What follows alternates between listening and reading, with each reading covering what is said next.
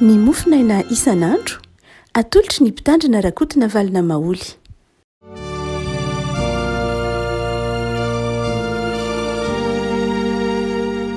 Valomerahabahantsika rehavako malala tratry ity somafa 3 ny volana aogositra ity.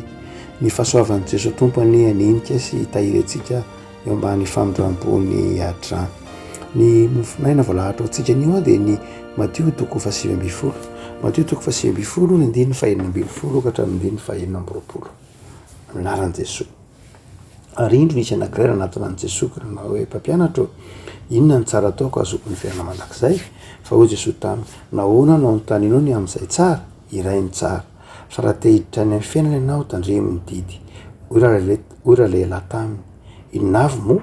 Dia hoy Jesosy ny hoe aza mamono olona, aza mitsangajanga, aza mangalatra, aza mety ho vavolombelona mandainga, manajany raha ianao sy ny reninao, tiavany namanao tahaka ny tenanao. Hoy ilay zatovy taminy, izany rehetra izany efa voatandriko avokoa, fa inona moa no tsy mbola mahatanteraka? Dia hoy Jesosy taminy, raha te ho tanteraka ianao, mandehana amin'ny Dio ny fananao ka omeno malahelo, dia narakitra ny an-danitra ianao ary avy hanaraka. Fa noho nandray izany teny izany ilay zatovy dia niala tamin'ny alahelo izy satria nanana fananana be. Dia hoy Jesosy tamin'ny mpianany, lazaiko eo aminareo marina tokoa fa sarotra ny idirany manan-karena amin'ny fanjakan'ny lanitra, ary hoy izaho aminareo indray, ho moramora kokoa ny idiran'ny rameva amin'ny vody fanjaitra noho ny idiran'ny manan-karena amin'ny fanjakan'Andriamanitra. Ary noho nandre izany ny mpianatra dia talanjona indrindra ka nanao hoe izy indray no azo vonjena. Ary Jesosy nijery azy ka nanao taminy hoe tsy hain'ny olona izany fa hain'Andriamanitra ny zavatra rehetra. Ray masonao nanasena ny fahamarinana ny teninao ny fahamarinana. Amen. Ny lalan'ny fahatanterahana izay no asehon'ity Matteo 7:20 andiny vitsivitsy ao anatin'izany ity, ny lalan'ny fahatanterahana na ny lalana makany fanjakan'Andriamanitra. Ny atao hoe lalan'ny fahatanterahana dia tenenin'i Jesosy io, ny manana rakitra ny an-danitra, mananaraka ny Jesosy. Iny zany lalan'ny fahatanterahana zany satria nametraka fanontaniana ilay zazalahy manao hoe inona ary ny ataoko mba ho tanteraka ahy? Dia mazava tsara fa ny dingana voalohany fahazazana dia ny fanaraha-panahy io dia ny fanajana ny didy folon'Andriamanitra. Fanajana ny didy folon'Andriamanitra izay hitantsika fa andiny 7:20 tsy ny 7:20 tany sana azy. Saingy ilay didy folo any dia tsy manontolo akory ny tantarain'ny Matteo amin'ilay didy folo eo, fa ny tapany faharoa amin'ny didy folo. Tapany faharoa amin'ny didy folo, ary tsy ny tapany faharoa amin'ny didy folo ray mitoko azy fa mbola ny apahany. Fantatsika tsara fa ny didy folon'Andriamanitra dia mizara roa tsara. Ny voalohany dia ny mizara roa tsara ny didy folo. Tapany voalohany, ny didy efatra voalohany, aza man'Andriamanitra hafa fa izao ihany manompika eo amin'izay zany, aza manao sarin-javatra voasokotra na miankohaka aminy sy ny aza manonona foana anaran'i Jehovahandriamanitra ao, manajany andro sabata. Dia zay le tapany voalohany amin'ny didy folo.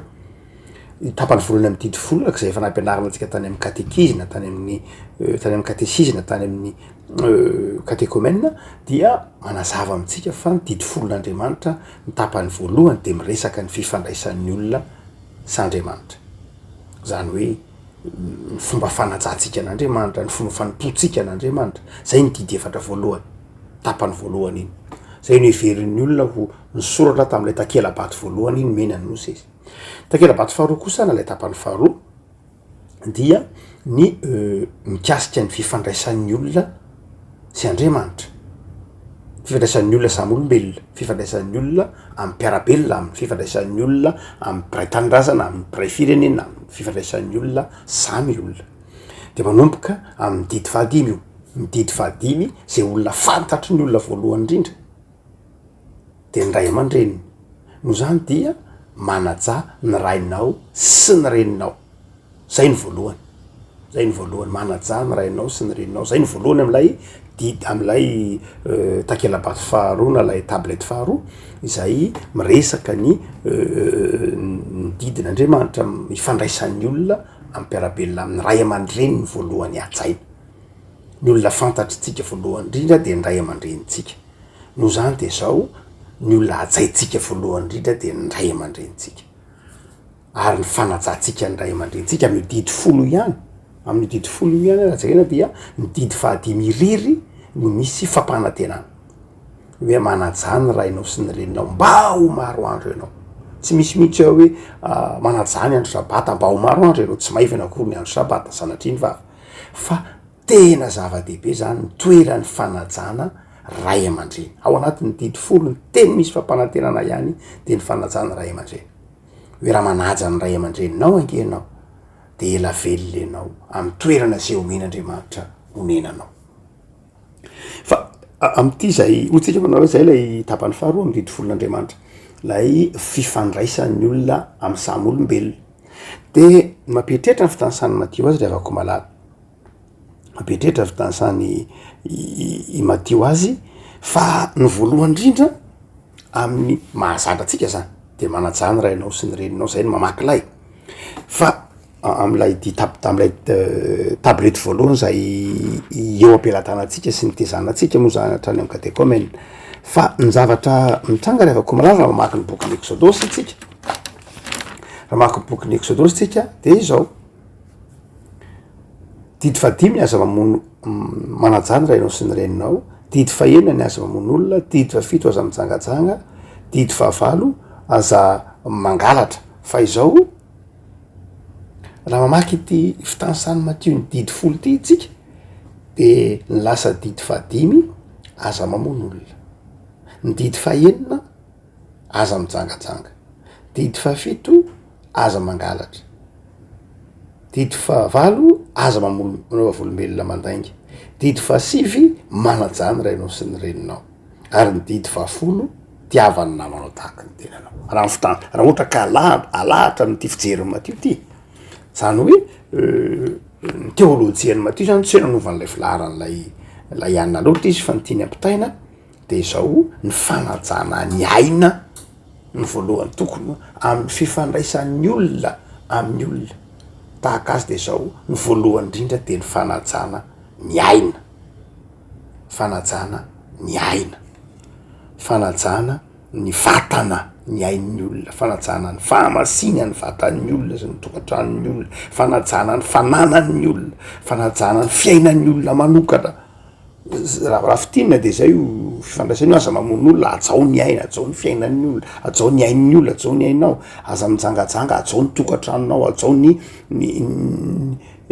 fahamasina ny tenanao aza mangalatra zany hoe ajao ny fananan'ny hafa ajao ny fiezahan'ny hafa aza manaova volombelona mandaigna zao ajao ny fiainan'ny olona manokana aza laina baraky izy aza viraviraina izy ajao ny fiainan'ny olona zay vao ajao ny loharan'ny poiranao ajao ny loharan'ny andohanao ny loharan'ny poiranao azao tiavany namanao tahaka ny tenanao ohatsika manao hoe na de mavesa-danja tahaka zany ary lay ndrasahany Matio eto de zao dingana voalohany ihany zany amin'ny fahatanterahana dingana voalohany fahatanterahana de ny fahaizanao mifandray amin'ny mpiarabelona aminao fahaizanao mifandray miara-monina amin'ny mpiarabelona aminao ka hanajanao ny tenanao sy hanajanao ny fiainany hanajanao ny fiainany manokana hanajanao ny nofinofony mihitsy ary ka tsy handravanao zany amin'ny alatra na amin'ny fanombana fiainan'olona fa ny tapany faharoa de hoy zalahy manao hoe ny ainany zany hoe nahay ny fandray taman'olona fa zao tsapaka any mbola tsy tanteraka dia tsy afatsy akory fa sarin'lay tempolo jiosy ny finoana jiosy moa zany lay zazalahy ity dia azo lazaina hoe fampianarana jiosy mihitsy mahafantatra ny didy folo fa tsy mbola tonga ao amin'ny fahatanterahana de hoy Jesosy manao hoe fantatrao zany vitanao zany atao hoe karabolan'ny fiainam-panahy zany ainao ny fanajana ny fiainan'ny olona ainao ny fandray aman'olona mendrika ianao fa izao zavatra anankiroa mbola tsy ampy aminao de izao ny voalohany indrindra de izao manampy zay de ity tanamba mizara mba mahaiza mizara jereo ny malahelo jereo zarao ny fanomeza-pahasoavanao, zarao zay nomenanao, zarao zay natolotra anao, aza tazoninao anao rery, fa zarao zay eny aminao eny de zarao.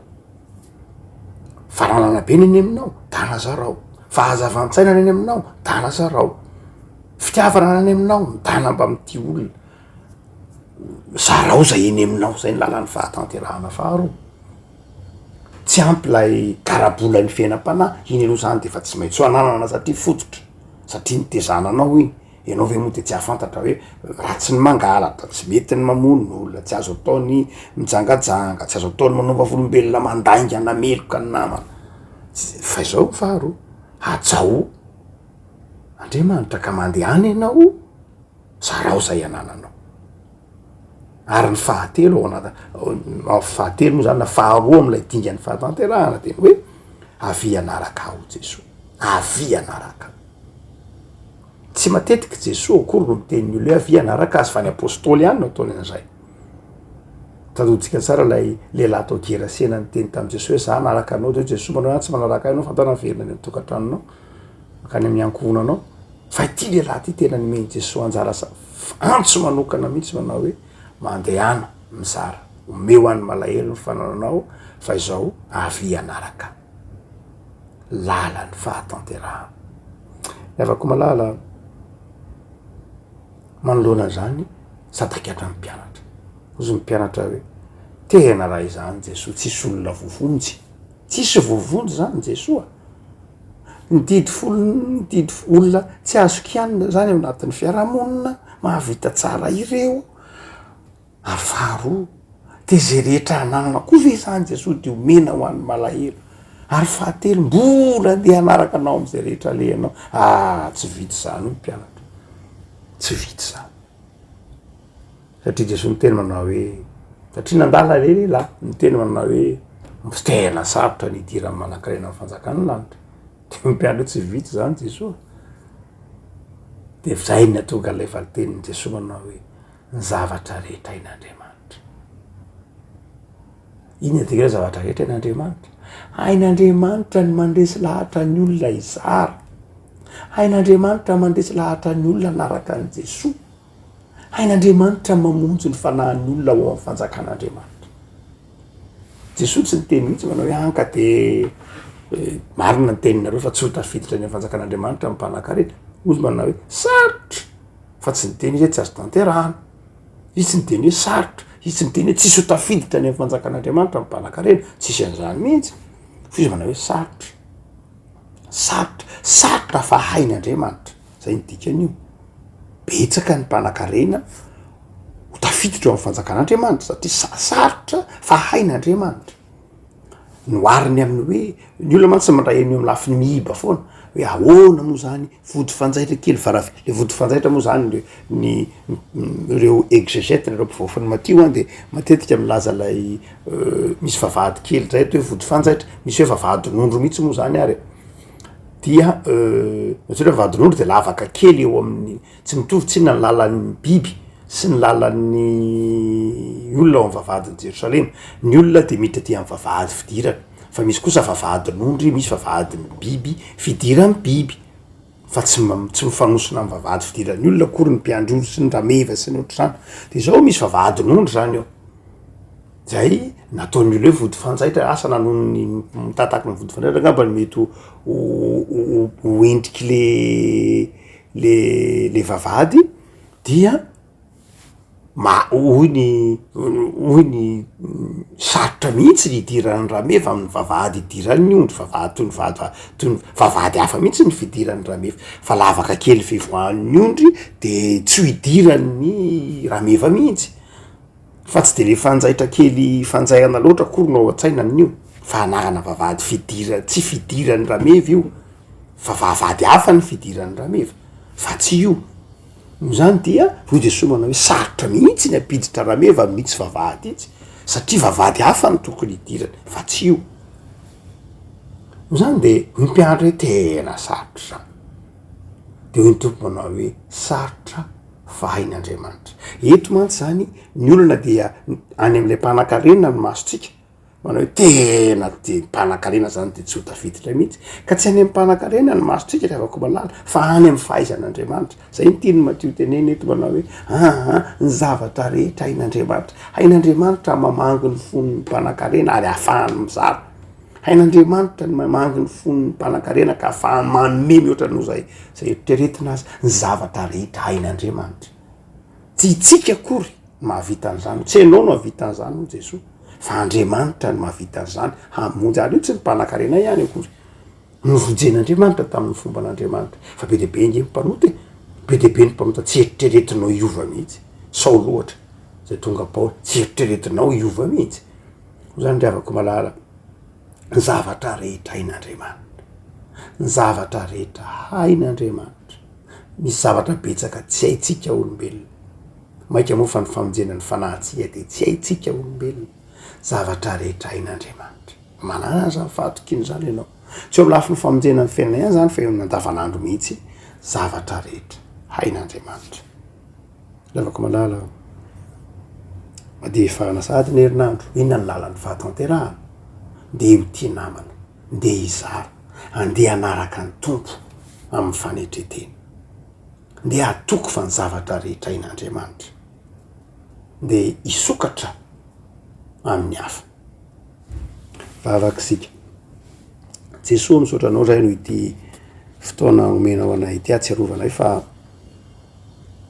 ianao de miantso anay mandrakariva hanaraka anao ao anatin'ny fahatanterahana taonao zay anaja ny mpiarabelona aminay ny fiainany ny fananany ny faniriny ary nytominao zay hijery manokanareo voailika ao anatin'ny fiarahamonina taominao zay hanaraka anao amin'ny fahamasinana tompo ndraindray tokoa zahay mieritreritra an'izany lalany zany tsy ho vitanay mieritreritra an'izany lalany zany tsy ho tanterakay saingy ianao efa nanafatra fa hainao ny zavatra rehetra hain'Andriamanitra ny zavatra rehetra ianao no mahay manefy anay ianao no mahavonjy anay ianao no mitaiza anay handehananay am'izany lalanay zany tompo de rakofy amin'ny fahasoavanao aran'ny fiainanay mba omby amin'ny fahatanterahana zahay